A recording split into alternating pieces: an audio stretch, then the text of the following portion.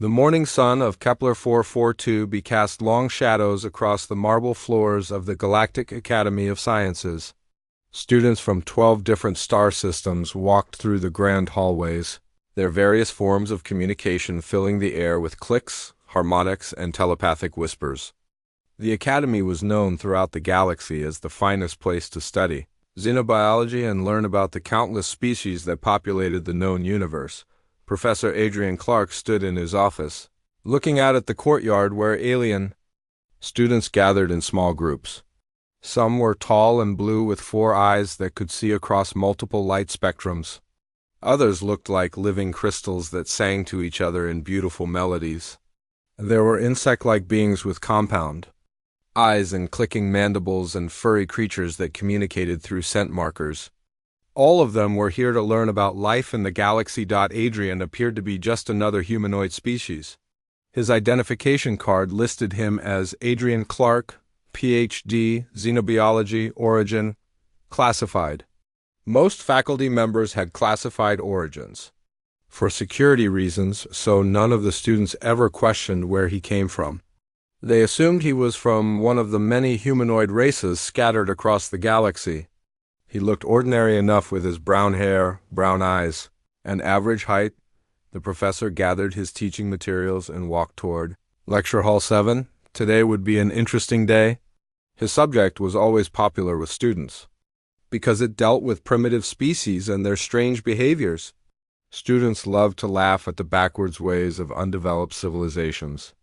It made them feel superior and advanced. Adrian entered the lecture hall where 32 students were already seated. The Altarians sat in the back row, their blue skin shimmering slightly under the artificial lights. Their 4 eyes moved independently, allowing them to watch the professor while also observing their fellow students.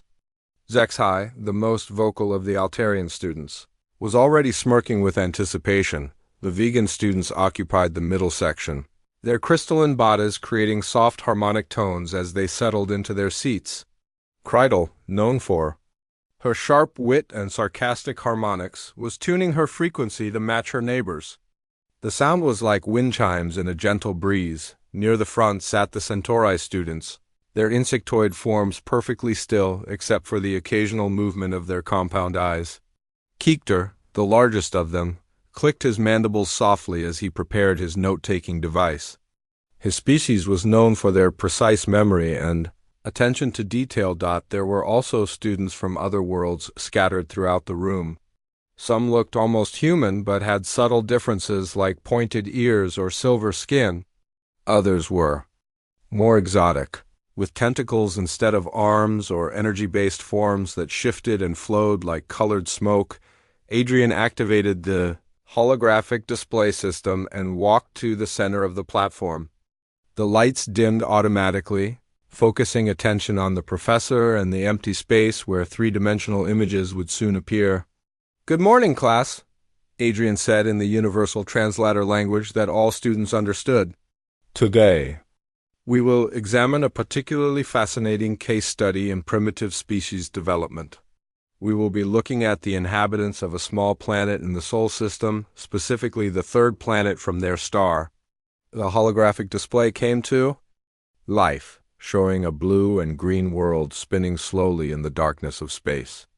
White clouds swirled across its surface, and the students could see large landmasses separated by vast oceans. It looked peaceful and beautiful from space.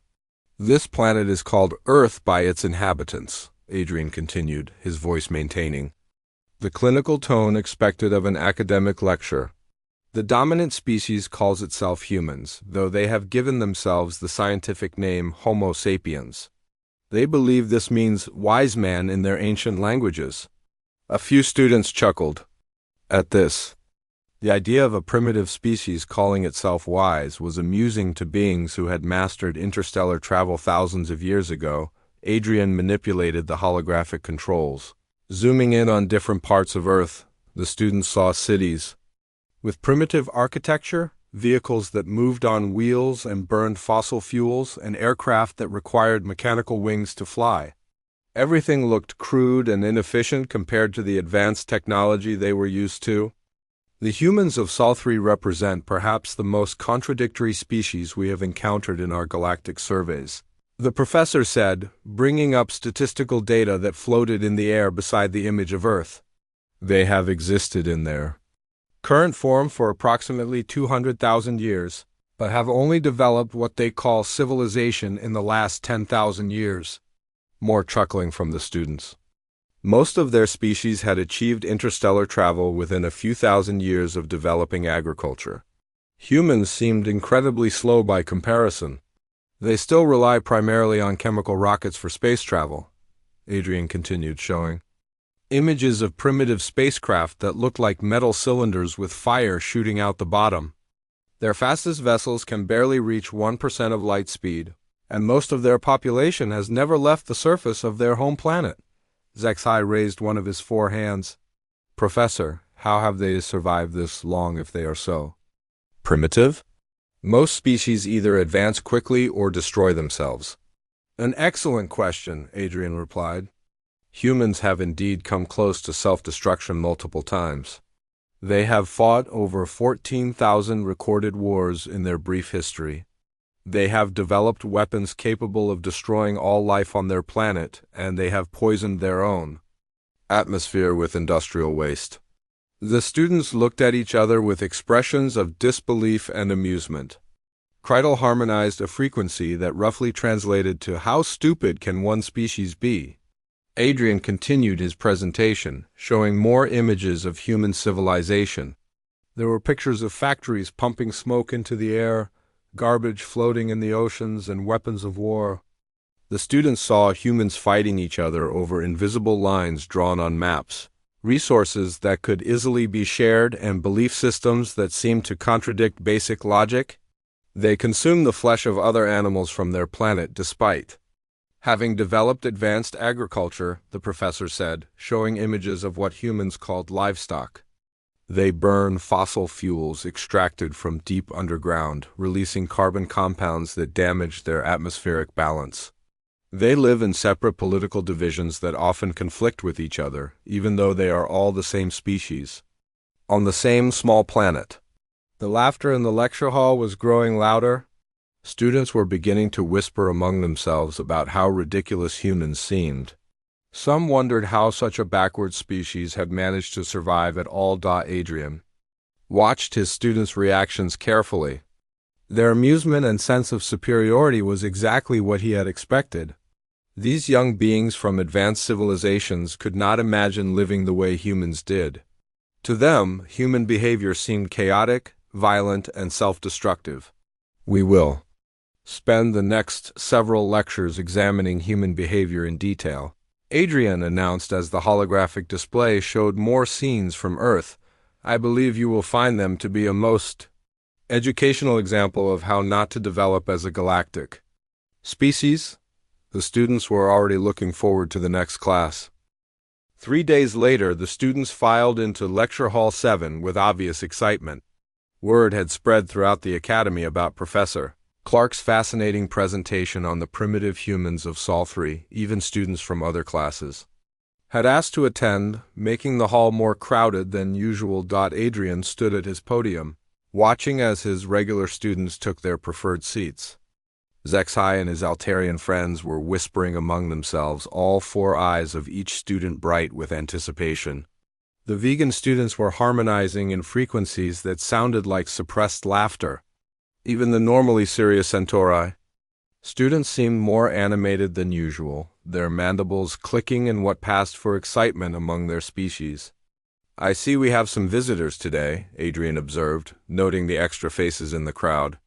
Word travels fast when discussing primitive civilizations, it seems. The comment drew immediate laughter from the audience. Students loved nothing more than feeling intellectually superior to lesser species, and humans apparently provided the perfect target for their amusement. Adrian activated the holographic display, and Earth appeared once again in the center of the room. This time, however, the image focused on scenes of human conflict.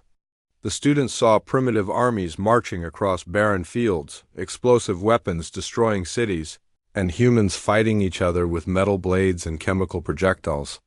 Today we will examine human conflict resolution, the professor announced. As I mentioned in our previous session, humans have engaged in over 14,000 recorded conflicts throughout their short history. This represents an average of 1.4 wars per year since they began keeping written records. HFY immediately raised his hand. Professor, that seems impossible. How can any species survive constant warfare? Do they have some kind of rapid reproduction? Cycle to replace their losses? Actually, no, Adrian replied, manipulating the display to show human population statistics. Humans reproduce quite slowly compared to most galactic species. A human female typically produces only one offspring at a time, with a gestation period of 9 months. Their young require nearly 2 decades to reach full maturity. The students looked at each other in amazement. Kreidel harmonized a frequency of disbelief. Then how do they maintain any population at all if they are constantly killing each other? Excellent question, Adrian said. The answer reveals something interesting about human psychology. Despite their tendency toward violence, most humans do not actually participate in warfare. The majority of their population continues normal activities even during conflicts, focusing on what they call everyday life. He showed images of human cities during wartime, where people could be seen going to work, children playing in parks, and families sharing meals together while battles raged hundreds of miles away. Keekter clicked his mandibles in confusion. This makes no logical sense. If their survival is threatened, why do they not all participate in defense? Are they too cowardly to fight? Some would call it cowardice, Adrian replied carefully. Others might call it something else. But we will examine that later. For now, let us look at their methods of warfare. The holographic display shifted to show human weapons throughout history. The students saw everything from simple stone tools to complex nuclear devices. They watched footage of humans throwing spears at each other, firing chemical projectiles from metal tubes, and dropping explosive devices from primitive aircraft. These are their most advanced weapons, Adrian said, showing images of nuclear explosions. They have created devices capable of destroying entire cities and rendering large areas of their planet uninhabitable for centuries. The alien students stared in horror and fascination. HFY stood up dramatically, all 4 of his eyes wide with shock. Professor, are you telling us that this species has developed the ability to destroy their own planet and they have not used it to eliminate themselves? How is that possible? Actually, Adrian said quietly, they came very close. On several occasions, human leaders have nearly triggered what they call global nuclear war, each time something stopped them at the last moment. What stopped them? Asked a student from the back of the room. Adrian paused for a moment, his expression thoughtful. Fear. They were afraid of what would happen to their children, their families, and their planet, even in their most heated conflicts. Most humans seem to retain some concern for future generations. Kreidel harmonized a mocking tone. So they are too frightened to finish what they started. They create weapons of mass destruction but lack the courage to use them effectively? You could interpret it that way, Adrian replied. The professor continued his presentation, showing more examples of human behavior that seemed bizarre to his alien audience. He displayed images of humans consuming alcohol and other substances that impaired their judgment. The students saw footage of humans engaging in dangerous activities for entertainment, like jumping out of aircraft with fabric parachutes or racing vehicles at high speeds. They also, Adrian said, bringing up new images, regularly risk their lives for recreational purposes. They climb mountains that could easily kill them, explore underwater environments without natural breathing apparatus, and launch themselves into the air using various mechanical devices. The students erupted in laughter. A vegan student harmonized. Do they have no survival instincts at all? Furthermore, the professor continued, showing images of human food preparation, they consume substances that are toxic to most other species. They eat plants that cause pain in their mouths, which they call spicy food. They drink liquids hot enough to burn tissue, and they seem to enjoy these sensations. Keekter stood up, clicking his mandibles rapidly. Professor, this is absurd. No intelligent species would deliberately cause itself pain for pleasure. Are we certain these humans are actually sentient beings? The question brought roars of laughter from the entire class. Students were now making jokes among themselves about human stupidity. Some were mimicking what they imagined human behavior might look like, causing even more amusement. Zexhai raised his hand again. Professor Clark, surely this species is too dangerous and primitive to ever be considered for contact with galactic civilization. They would probably try to attack the other council members or demand to eat them. The entire lecture hall erupted in laughter at this comment. Students were practically falling out of their seats with amusement. The idea of primitive humans trying to intimidate advanced galactic species seemed like the funniest thing they had ever heard. Adrian watched the laughter continue for several minutes. His expression remained neutral and academic, but something flickered behind his eyes. His hands gripped the edges of the podium slightly tighter than before. You find the prospect of human contact amusing? He asked when the laughter finally died down. Obviously, Zexhai replied, wiping tears from his 4 eyes. Can you imagine? These primitive creatures trying to sit at the same table as the Galactic Council? They would probably challenge everyone to combat and then try to cook. The losers for dinner. This brought another wave of laughter. Students were now openly mocking everything about human civilization. They made jokes about human stupidity, their primitive technology, their violent tendencies, and their apparent lack of common sense. They fight wars over invisible lines on maps, one student called out. They poison their own air and water, added another. They risk their lives for fun, laughed a third. They eat food that hurts them, harmonized Kreidel. The mockery continued for several more minutes. Adrian stood silently at his podium, listening to every joke and insult directed at his species. His jaw tightened almost imperceptibly, but his voice remained calm and professional when he finally spoke again. I see that you have formed strong opinions about human intelligence and behavior, he said. Next week, we will examine some additional aspects of human civilization that you may find equally entertaining. The following week, Lecture Hall 7 was packed beyond capacity. Students sat in the aisles and stood along the walls. News of Professor Clark's amusing lectures about primitive humans had spread throughout the entire academy. Even faculty members from other departments had come to listen. Adrian entered the hall to find his audience buzzing with excitement. The Altarians were already sharing jokes about human stupidity. The vegan students were harmonizing in frequencies that sounded like barely contained laughter. The Centauri students clicked their mandibles in anticipation of more entertainment.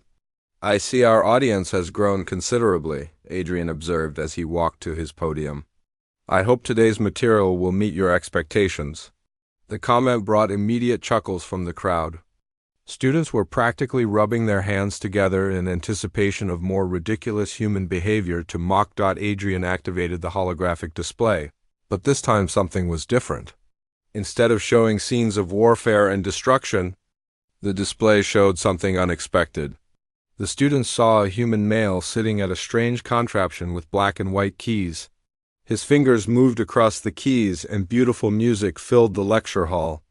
This, Adrian announced, is Ludwig van Beethoven, a human composer from their 18th and 19th centuries. The piece you are hearing is called Symphony No. 9, considered one of their greatest musical achievements. The students listened in confusion. The music was actually quite beautiful, with complex harmonies and emotional depth that rivaled anything produced by advanced galactic civilizations. This was not what they had expected from primitive humans. However, Adrian continued, there is something interesting about this particular composition. Beethoven created this masterpiece while completely deaf. He could not hear a single note of what he was writing. The laughter in the room died abruptly. Students looked at each other with expressions of surprise and confusion. How could a primitive being create such beautiful music without being able to hear it? Adrian manipulated the display to show more examples of human creativity. The students saw paintings that captured light and emotion in ways that seemed almost impossible.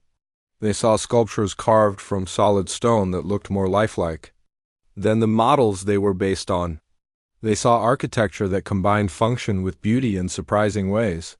Humans, the professor said, seem to possess an unusual drive to create beauty for its own sake. They spend enormous amounts of time and resources on activities that have no practical survival value. They create art, music, literature, and poetry simply because they find these things meaningful. Zexhai raised his hand, looking puzzled. But Professor, what is the evolutionary advantage of wasting resources on unnecessary activities? How does creating pretty pictures help them survive? An excellent question, Adrian replied. From a purely logical standpoint, human artistic behavior makes very little sense. Yet they continue to do it, generation after generation, even when they are facing serious survival challenges. The display changed to show human literature and poetry. The students saw examples of human writing that explored complex emotions, philosophical questions, and abstract concepts. Some of the works were thousands of years old, but still resonated with modern human readers. They also, Adrian continued, demonstrate remarkable persistence in the face of obstacles.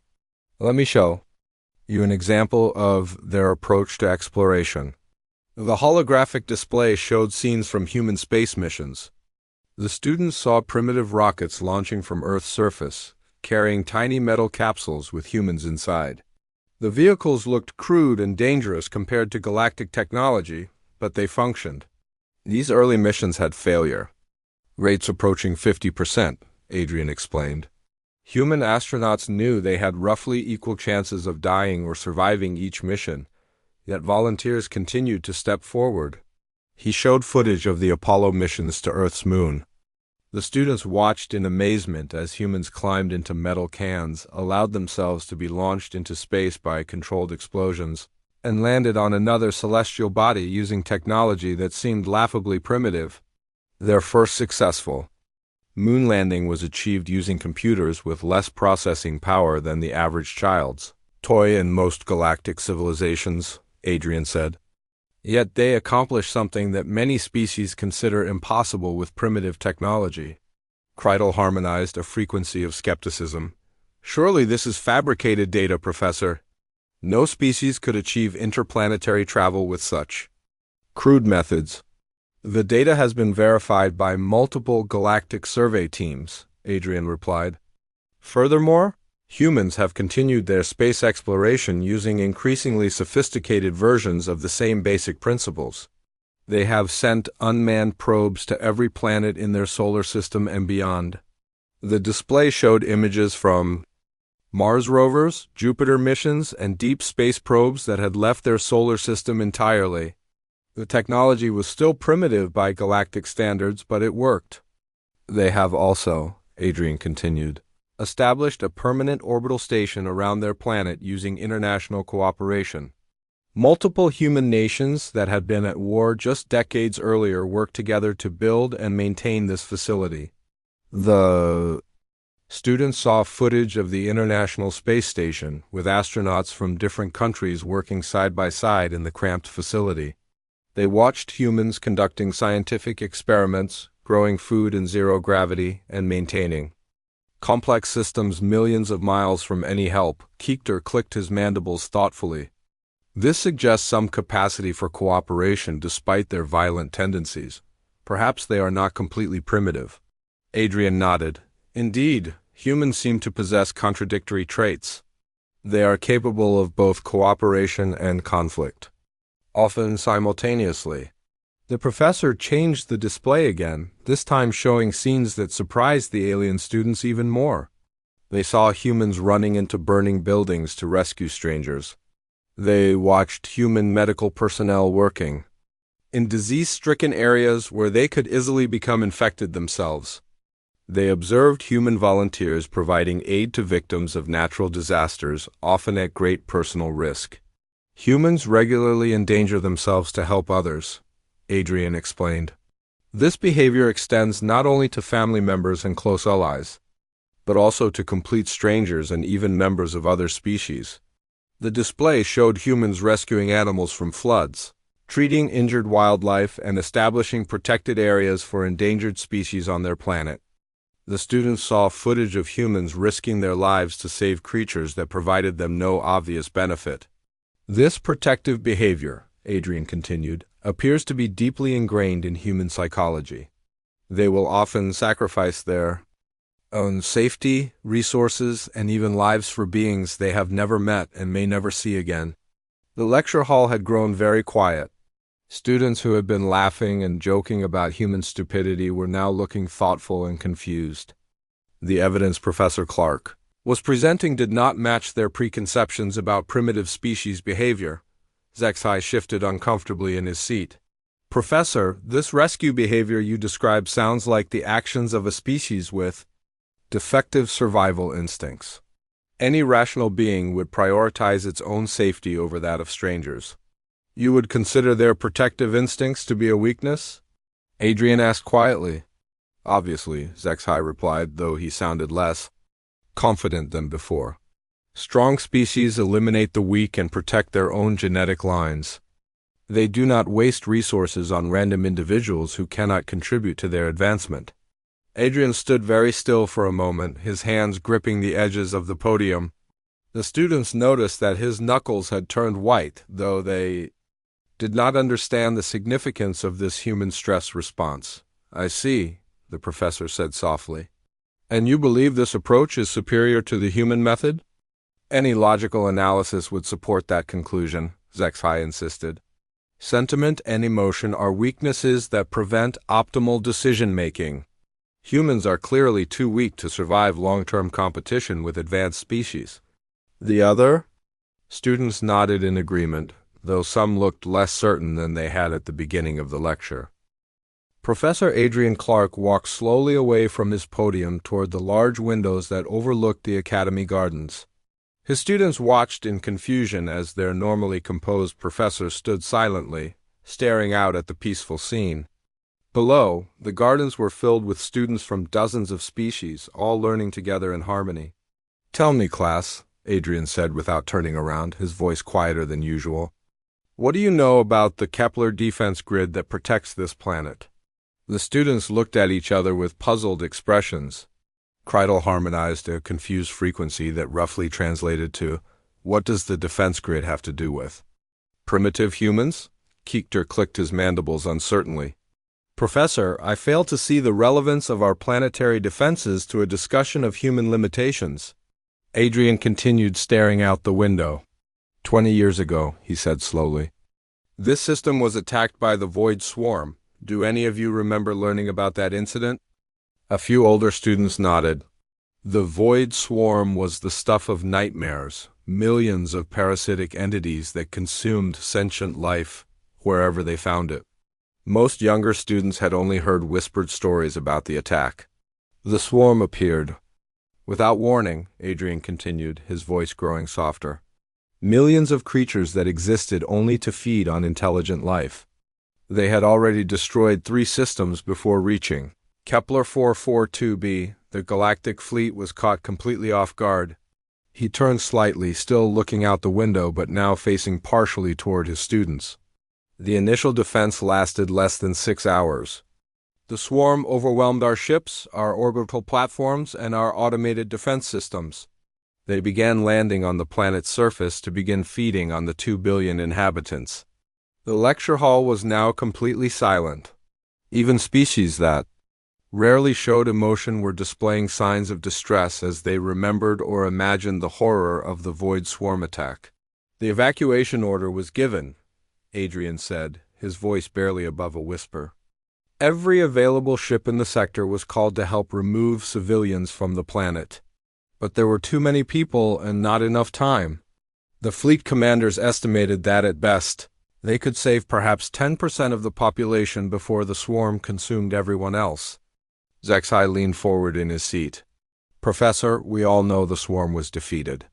The defense grid held and the evacuation was successful. What does this have to do with the distress signal? Adrian interrupted, finally turning to face his students directly.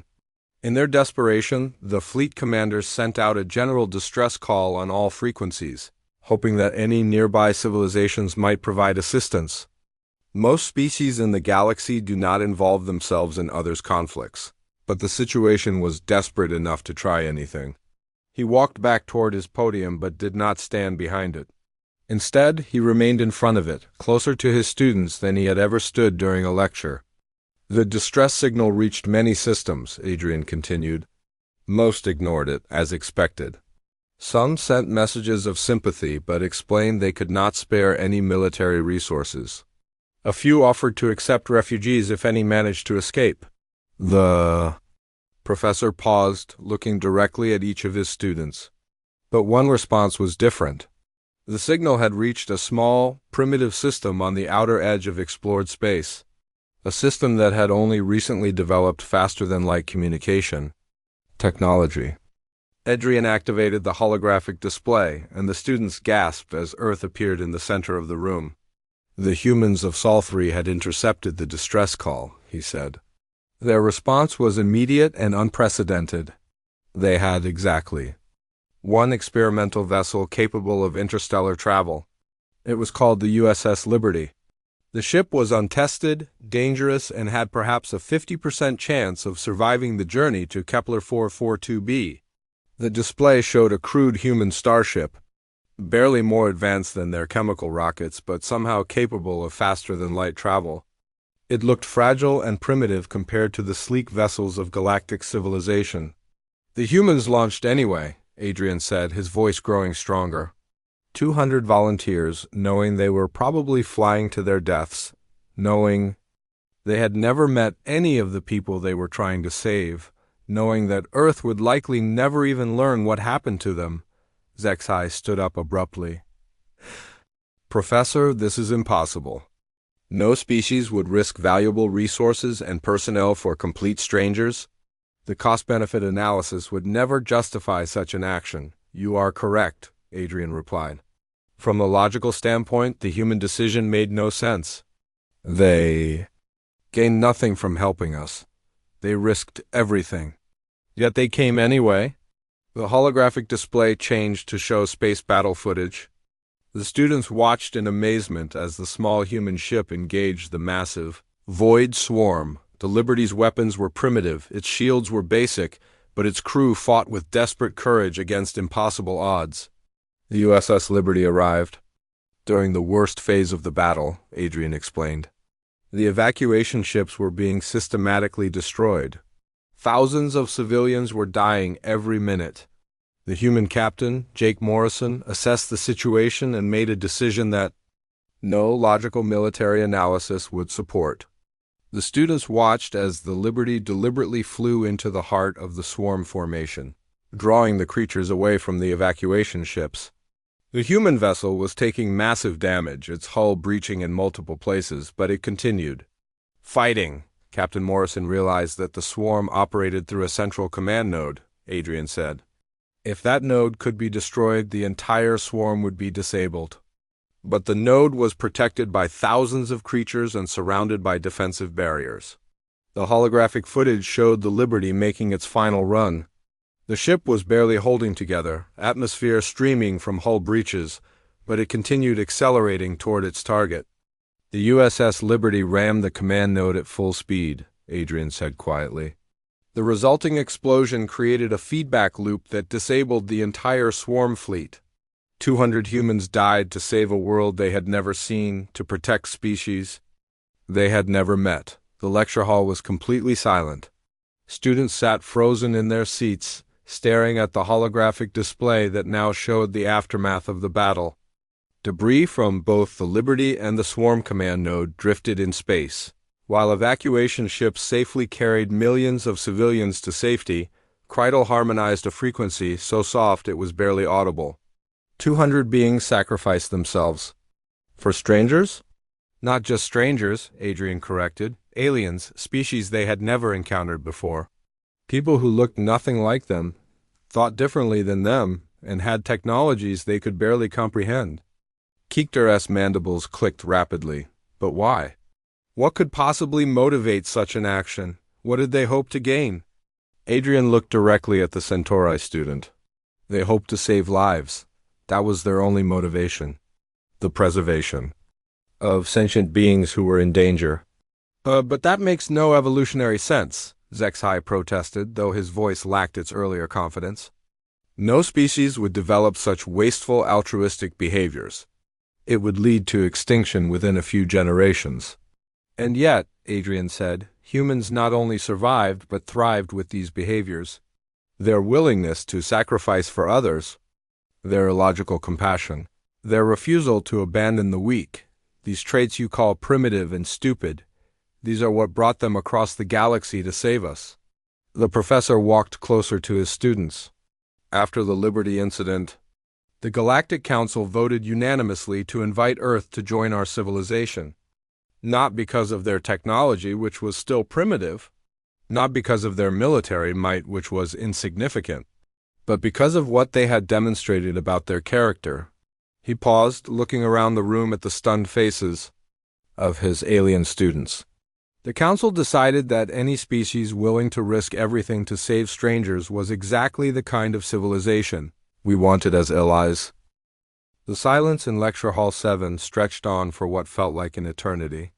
Students from a dozen different species sat motionless, trying to process what they had just learned. The primitive, stupid humans they had been mocking for weeks had saved their entire world 20 years ago. Professor Adrian Clark stood before them, no longer the detached academic observer he had appeared to be. Something fundamental had changed in his posture, his expression, and the way he carried himself. The students began to notice things they had overlooked before, the way he moved, the set of his jaw, the fire that now burned in his eyes. Zexai was the first to break the silence, his voice shaking slightly. Professor, I do not understand. If humans are capable of such sacrifice, why did you present them as primitive and violent? Why did you encourage us to mock them? Adrian walked closer to his students, and for the first time, they noticed something different about his movements. There was a predatory grace there, a controlled strength that seemed barely contained beneath his academic exterior. You want to know what I think about human limitations? He asked, his voice growing stronger with each word. You want to know what I really think about these primitive, stupid, violent creatures you have been laughing at for the past 3 weeks? The students leaned forward in their seats, suddenly aware that something significant was about to happen. I think, Adrian said, his voice rising, that you are absolutely right about one thing. Humans are completely insane. He began to pace in front of the first row of seats, his energy building. They will fight impossible odds when any logical being would surrender. They will sacrifice themselves for strangers when rational analysis says to preserve their own lives. They will choose hope over logic, courage over safety, compassion over efficiency. The professor stopped pacing and looked directly at Zexai. They will strap themselves to controlled explosions and hurl themselves into the void with technology that barely works. They will walk into burning buildings to save people they have never met. They will stand between predators and prey even when they have no chance of winning. Kreidel harmonized a confused frequency. Professor, why are you defending them so passionately? You are speaking as if... Adrian reached up and began rolling up the sleeve of his shirt. They will volunteer for suicide missions to save alien species they know nothing about, he continued. They will give their food to hungry strangers even when they are hungry themselves. They will share their resources with anyone who needs help, regardless of whether they will ever be repaid. As his sleeve rolled up, the students saw something that made them gasp in shock. There, tattooed on his forearm, was a small flag with red and white stripes and a blue field containing white stars. It was the flag of the United States of America, Sol 3 Earth. Because, Professor Adrian Clark said, his voice now filled with quiet pride, I am human. The revelation hit the class like a physical blow. Zexai fell back in his seat as if he had been struck. Kreidel's harmonics spiked into frequencies of pure shock. Keekter's mandibles froze mid-click. Every student in the hall stared at their professor with expressions of disbelief, confusion, and growing horror at what they had done. "My name is Adrian Clark," he continued, his voice steady and strong. "I was born in Detroit, Michigan, on the third planet of the Sol system. I came to this academy 20 years ago as part of the first human exchange program, established after the Liberty Incident opened diplomatic relations between Earth and the Galactic Council." He looked around the room, making eye contact with each of his students. "I have spent 2 decades among you, learning from you, teaching among you, studying your cultures and sharing mine. I have attended your celebrations, mourned your losses, and worked alongside your finest minds." Adrian walked back to his podium and placed both hands on its surface. "And in all that time, despite your advanced technology, your superior intellects, your longer lifespans, and your vast knowledge of the galaxy, I have never encountered a species with humanity's capacity for hope." Zexai found his voice, though it came out as barely a whisper. "But we did not know. You never told us. We thought you were just another advanced species looking down on primitive humans like we were." "You never asked," Adrian replied gently. "You saw a humanoid and assumed I was from one of the dozen similar species in known space. You were so focused on mocking humanity that you never noticed you were learning from one." He activated the holographic display one final time, and Earth appeared again, but now it looked different to the students. The blue and green world no longer seemed primitive and backwards. Instead, it looked like the home of the beings who had saved their lives. "You spent 3 weeks laughing at human stupidity, human violence, and human irrationality," Adrian said.